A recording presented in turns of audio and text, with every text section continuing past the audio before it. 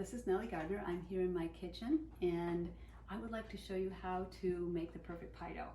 The reason I want to do that is because I love pie, and pie dough makes the biggest difference in the pie. You know, the fillings are great, all the different fillings are great, but if the pie dough isn't great, then the pie isn't that good.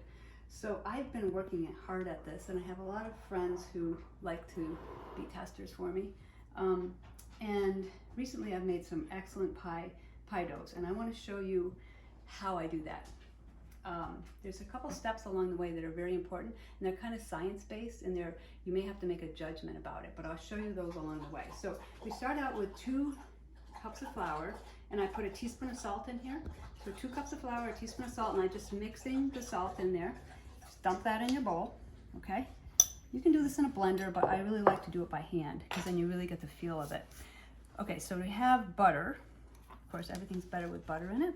So this is about 2/3 of a cup of butter, and you see I've cut it into pieces, and it's got to be very cold. Your ingredients should be really cold. Actually, the flour could be refrigerated too.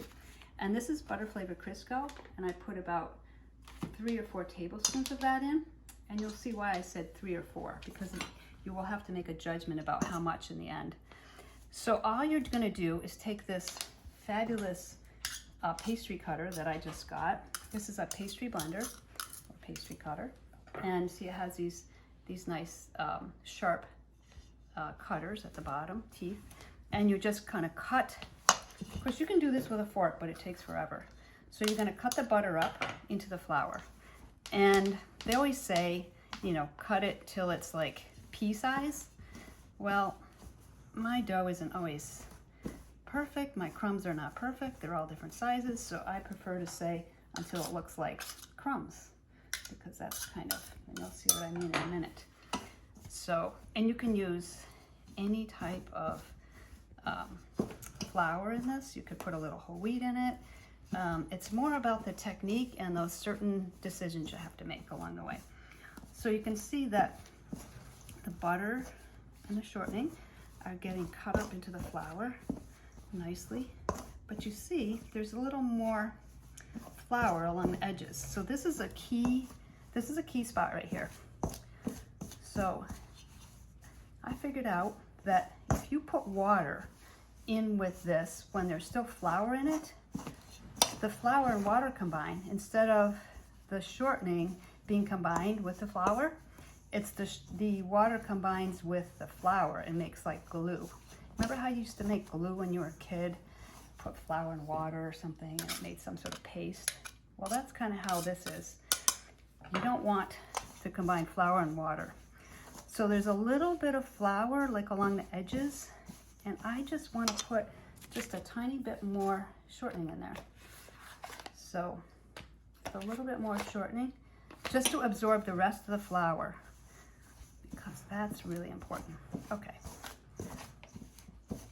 That looks a lot better. You can see we don't have edges. See, it's all like crumbs now. There's no dusting of flour by itself. So the butter is blended with the flour really well. All right, this looks like a nice crumb. See all the little pieces of butter in there. All right, that looks perfect, just like that. Just like that. No extra flour. All right, so, and that was about 2/3 of a cup of butter and about 1/4 cup of shortening. But you can, those ratios aren't exact. You can change the ratio of butter to shortening. Okay, so now we're gonna take ice cold water, and I put ice in a cup of water. And it's about 5 tablespoons. So, of course, I'm gonna guess, as I always do. And I'm gonna put about 1/4 of a cup in there, about 4 tablespoons. And I'm gonna mix that up. And this has to be done quickly. Pie dough is the kind of thing that you want to do quickly. If you work it too much, it's going to be tough. And you want a pie crust to be flaky and tender. And working it too much is like, that's how it gets tough. Okay, so put another, say, tablespoon. Now this isn't quite enough. I'm going to add a little more water. It's about a tablespoon. So I'd probably put about 7 tablespoons in so far. All right, that's probably enough. It looks somewhat wet. It can be formed into a ball. As soon as you can feel it being formed into a ball, I switch to using my hands. And you can see how it's a little sticky, but not just enough to stick the flour. See how quickly that came into a ball? Just like that. And you don't want to play around with it. All right, this isn't where you have fun playing with the dough.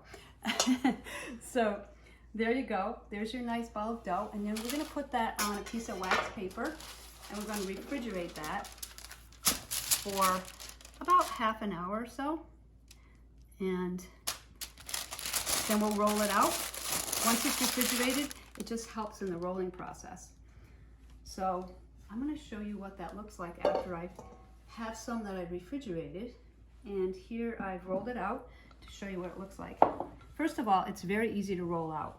If it's done right, it's pretty simple. Put a little flour on the counter, roll it out nice and fairly thin. I don't have really a thick pie crust, just big enough. This is like a 9.5-inch pan, and you can see it handles fairly well. I fold it in half. You can fold it in quarters, but I just fold it in half. I put it in the pan, and it just comes nicely. It has really a nice, very tender touch. It's not tough at all. So I have no doubt this will be a beautiful pie crust. And of course, I always make little rollies, and the rollies get done within like 15 minutes, and you can test your pie crust by testing the rollies, and then you know if the pie's going to be really good, and if you can serve it to your special guests. So good luck with your pie. We're going to put some berries in here and put another lattice crust on top, and enjoy this beautiful pie for a special dinner. So thanks, guys. Let me know how your pie turns out, and follow me on Facebook, Instagram, and YouTube.